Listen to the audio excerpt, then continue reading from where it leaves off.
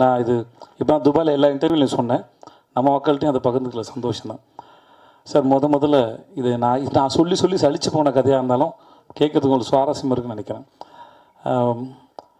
Sir. இங்கே ஒரு கம்பெனியில் அக்கௌண்டண்ட்டாக வேலை பார்த்துருந்தேன் சார். அது பேர் GKS enterprises, cement company sir. மாதம் 3500 சம்பளம் சார். இன்னொரு ஃப்ரெண்டு சொல்லி ஹீரோ ஸ்டார்னு ஒரு கம்பெனி இருக்குது, அங்கே துபாயில் வேலை கேட்குறாங்க, அங்கே 12,000 சம்பளம்னு சொன்னாங்க, 1000 திர்ஹாம் சேலரி.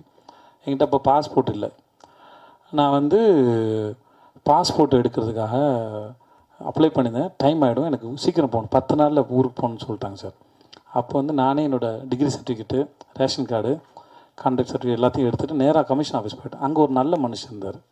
எனக்கு யாரையும் எதிர்பார்க்கல, ஏன்னா ஏரியாவில் கவுன்சிலர் பார்க்கணுன்னு சொன்னாங்க, காசு கொடுங்கன்னு சொன்னாங்க. கையில் சுத்தமாக காசு கிடையாது, எனக்கு எதுவும் தெரியாது. அப்போ நான் இருந்த ஏரியா ஓகே. அப்போது நான் நேராக எதுக்கு எனக்கு யாரும் தெரியாது போது நான் நேராக கமிஷன் ஆஃபீஸ் போயிட்டேன். அங்கே போய் இந்த டிபார்ட்மெண்ட் கேட்டு உள்ளே இருந்தது ஒரு நல்ல மனுஷன் இருந்தார். அவர்கிட்ட இதெல்லாம் காமிச்சு, சார் குடும்ப சூழல்னால வேலைக்கு போகிறேன், எனக்கு இந்த மாதிரி கேட்குறாங்க சார், சீக்கிரம் போனோம் சார்னு. நல்ல நேரம் அவர் எடுத்தார் பாஸ்போர்ட். அந்த பாஸ்போர்ட் அப்ளிகேஷன் இவ்வளோ வந்திருந்தது சார்.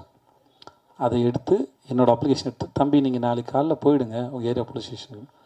ஏரியா போலீஸ் ஸ்டேஷன் போனேன். அவர் என்னை கேட்டார், உங்களுக்கு கமிஷன் ஆஃபீஸில் ஆள் தெரியுமான்னு. எனக்கு யாரும் தெரியாது, ஆனால் எனக்காக அவர் சொல்லியிருக்காரு. பாஸ்போர்ட் கிடச்சது, வாங்கிட்டு ஊருக்கு போனேன். ஒரு கவர் கொடுத்துருந்தாங்க. அந்த கவரை பார்த்து பட்டேல்னு ஒரு தாத்தா வருவார், அவர் கூட்டிகிட்டு போகிறேன்னு சொல்லிட்டாங்க. அவருக்கு 75 வயசு, எனக்கு 20 வயசு. அப்போது அவர் என்ன 21 வயசு எனக்கு. அவர் வந்தார், விஜய் அப்படின்னாப்புல கூப்பிட்டு போனால். வெளியே வந்தால் பாலைவனத்தில் மழை பெய்யுது. நம்ம துபாயில் பெரிய ஆளாக போகிறோம்டா அப்படின்னு நினச்சி கனவுகளோடு நான் போகிறேன். அங்கேருந்து ஒரு 15-20 நிமிஷம் என்னோடய ரூமு. அது மாதிரி ஒரு 6க்கு 3 பெட் ஒன்று கொடுத்து அங்கே கொடுத்துட்டாங்க. அப்புறம் முடித்தோடனே என்னை நேராக கோயிலுக்கு கூப்பிட்டு போனாங்க.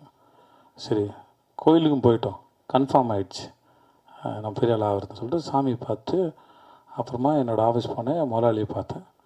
ஸோ இப்படி அப்புறம் ஆனால் நான் நினச்ச அளவுக்கு வாழ்க்கை மாறலை. அது ஓரளவுக்கு குடும்ப வறுமைக்கு சூழலுக்கு அது வசதியாக இருந்தது. நான் சம்பாரித்து போனோம். மாதம் 10,000 அனுப்பிட்டு இருந்தேன் நான். ஆனால் அங்கே சுற்றினேன். இப்போ நான் போகும்போது 3 வருஷமும் படித்து முடித்தோடனே குடும்பம் என் மேலே கொண்டு வரணும்னு நினைக்கிறேன். அந்த கனவுகளோட இளமையாக இருந்த காலத்தில் கனவு டெண்டராக இருக்கும். 20 வயசு எல்லாருக்கும் எதையா சாதிக்க மாட்டேன்னு ஒரு கனவு டெண்டராக இருக்கும். அதுதான் ரொம்ப ஆழமாக இருக்கும், ஏக்கம் அதிகமாக இருக்கும். அந்த சமயத்தில் நான் சுற்றின தெருக்கள் துபாயோட தெருக்கள். அங்கே தான் சுற்றிருக்கேன், அங்கே தான் ஏங்கியிருக்கேன், எதையாவது பண்ண மாட்டோமான்னு ஏங்கியிருக்கேன். ஒரு ஆப்கானிஸ்தான் போகிறதுக்கு ஒரு செக்கோஸ்லோவாக்கியா கம்பெனியோட போய் இன்டர்வியூ அட்டன் பண்ணி ஃபஸ்ட் ஒன் செலக்ட் ஆகிட்டேன். அன்றைக்கி எனக்கு சம்பளம் தரதா சொன்னது 75,000 கிடச்சிருந்தா அங்கே தான் போயிருப்பேன் நான். என்னோட அதிகம் படித்தவங்களுக்கு அடுத்த ரவுண்டில் நான் ஃபெயிலியர் ஆகிட்டேன், எனக்கு அது கிடைக்கல. ஸோ இப்போ அதுக்கப்புறம் திரும்பி பல வருஷம் கழித்து அந்த இடத்துல இப்படி பார்க்கும்போது நான் அதை எதையுமே பார்க்கல. நான் அங்கே ஏக்கத்தோடு சுற்றினேன்.